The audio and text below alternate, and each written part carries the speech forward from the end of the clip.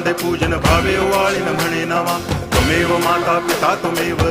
बंधुश्च सखा त्वमेव विद्या तरुणं त्वमेव सर्वं मम देव कायेन वाचा मनसेन्द्रियैर्वा बुद्ध्यात्मना वा प्रकृति स्वभावात् करोमि यद्यत् सकलं परस्मै नारायणायति समर्पयामि अच्युतं केशवं रामनारायणं कृष्णदामोदरं वासुदेवं हरि गिरिधरं माधवं गोपिकावल्लभं जानकीनायकं रामचन्द्रं भजे हरे राम